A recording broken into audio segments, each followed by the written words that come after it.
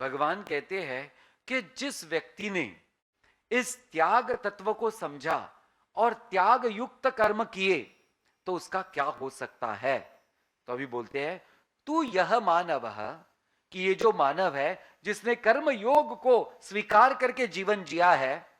अभी कर्म योग में पॉइंट ध्यान में रखना। पहला पॉइंट है कैसा? निस्वार्थ कर्म करो। पहला पॉइंट निस्वार्थ, स्वार्थ रहित कर्म करो। दूसरा है, भगवान ने बोला कल ही, कैसा कर्म करना है? अनासक्त कर्म करो। तो निस्वार्थ कर्म पहला, और दूसरा पॉइंट क्या हो गया? अनासक्त, यानी कर्म में भी आसक्ति नहीं होनी चाहिए। तो ये दो पॉइंट यहां खुलकर आ गए हैं। तो कहते हैं जिसने ऐसा कर्म किया तो उसका क्या होगा? आत्मरति एव प्राप्ति ही। प्राप्ति वहां नहीं है, मैंने उसको जोड़ा है। तो उसको क्या मिल गया है? आत्मा की रति की प्राप्ति हो गई है। इसको समझने में थोड़ा टाइम लगने वाला है, उसको हम एक्सप्लेन करेंगे। दूसरा है, और मिलने वाला है कुछ? बोले हाँ, आत्मतृप्त। बोले उसको आत्मा में ही तृप्ति मिलने वाली है। और कुछ मिलने वाला है? बोले हाँ, आत्मसंतुष्टि। तीन चीजें मिल गई, आत्मरति, आत्म तृप्ति, आत्म संतुष्टि। बोले ऐसे व्यक्ति का होगा क्या? तस्य कार्यम न विद्यते। ऐसे व्यक्ति के लिए इस पूरे विश्व में कोई कर्तव्य शेष नहीं रह जाता है। कोई कर्तव्य नहीं है ऐसे व्यक्ति के लिए। तो इसको समझेंगे हम धीरे धीरे। तीन चीज है, एक है आत्मा में रमण, दूसरा है आत्मा में तृप्ति, तीसरा है आत्मा में संतुष्टि। अभी मैं एक एक उदाहरण लेने वाला हूं। तो रति किसको कहते हैं? तो जब, अब एक उदाहरण ले रहा हूं मैं, कि जब स्त्री और पुरुष का संग होता है तो उसको कहते हैं रति। अभी ध्यान देना, किसके लिए? For what reason? वंश वृद्धि के लिए। अभी देखो, उसका कारण क्या है? वंश वृद्धि, न के भोग प्राप्ति। ये ध्यान देना। ये तो जो व्यक्ति इस भाव से अपना वैवाहिक जीवन जीता है वो अनासक्त रहता है उस कर्म में। क्यों? क्योंकि उसका भाव उसमें कौन सा है? वंश की वृद्धि, वंश की वृद्धि, न कि भोग की प्राप्ति। तो ऐसे व्यक्ति को यहां बोलते हैं क्या मिलेगा? बोलते हैं तृप्ति। देखो ये बहुत बड़ी चीज है। नहीं तो आप घी में, अग्नि में घी डालते रहो, डालते रहो, डालते रहो, तो क्या होगा? अग्नि और प्रज्वलित होगी और प्रज्वलित होगी और प्रज्वलित होगी। तो हमको ध्यान में रखना है कि कार्य किस चीज के लिए हो रहा है। अभी सृष्टि में आप देखो कि जब भी कोई भी एक नर और मादी होते हैं तो सिर्फ वंश वृद्धि के लिए होती है। यस और नो? पूरे सृष्टि में। और उसके बाद वो दोनों नर मादी करके रहते ही नहीं, वो एक इंडिविजुअल करके रहते हैं बस। सोच के देखो आप इस चीज को, हाँ या ना? तो इसको ध्यान में आना बहुत बड़ी चीज है। तो सारे सृष्टि में भगवान यानी प्रकृति उनको कंट्रोल कर रही है, तो बस उतना ही उनका संग है, उसके बाद में उनका संग नहीं है। लेकिन मनुष्य ने इस प्रकृति को ना समझ करके, इस कर्म को ना समझ करके, उस कर्म का पूरी तरह से गलत अर्थ निकाल करके अपने आप को उस कर्म में आसक्त बना दिया। हाँ या ना? हम देख ही रहे हैं सब तरफ कि आजकल एक्स्ट्रा मैरिटल जो अफेयर्स है वो किसका कारण है भैया?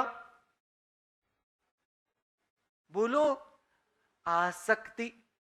और विहित कर्म न समझ करके कर्म करना और बेकार के विचार को अपने मन में प्राधान्य देना।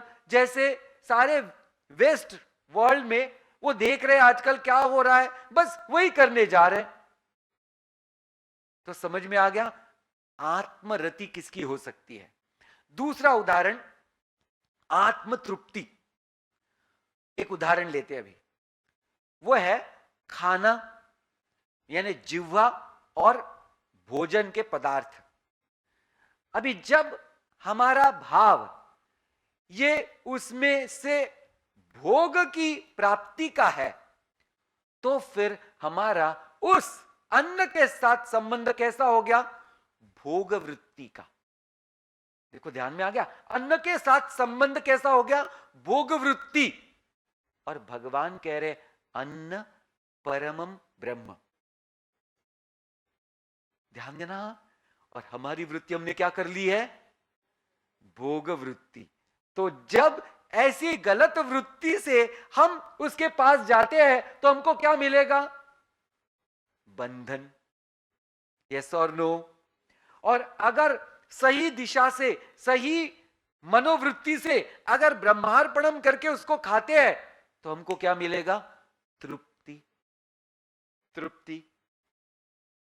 तो ये दूसरी बात हो गई। अभी तीसरी बात, धन आदि। धन आदि। अभी धन से हमको क्या करना है, भी ध्यान देना। अभी धन से एक विवेकी व्यक्ति को जीविका चलानी है, यस और नो।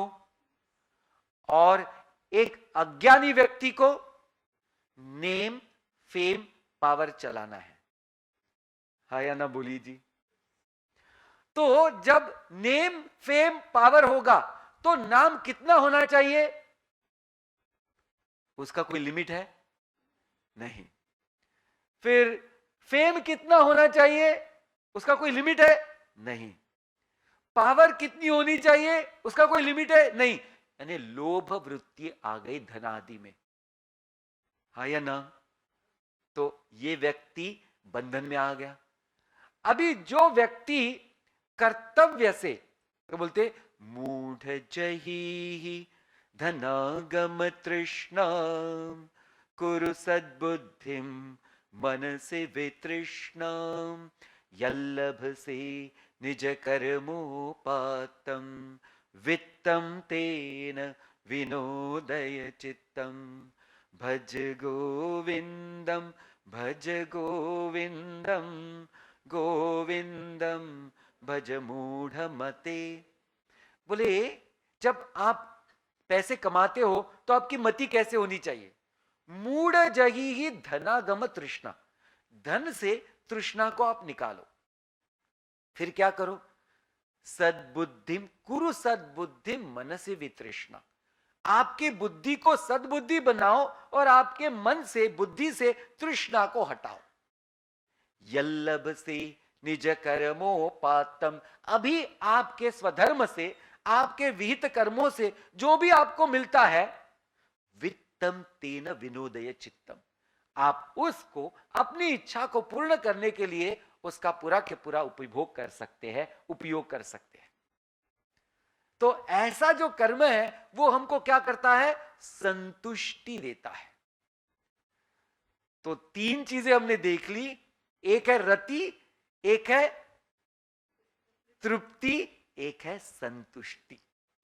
तो तीनों चीजों में अगर हमने पूरी तरह से हमारा ध्यान हमारे राइट एटीट्यूड पर रखा और कर्म किया तो बंधन नहीं है। और हमारी एटीट्यूड गलत हो गई, हमारा अगर इंटेंट गलत हो गया तो फिर बंधन ही बंधन है।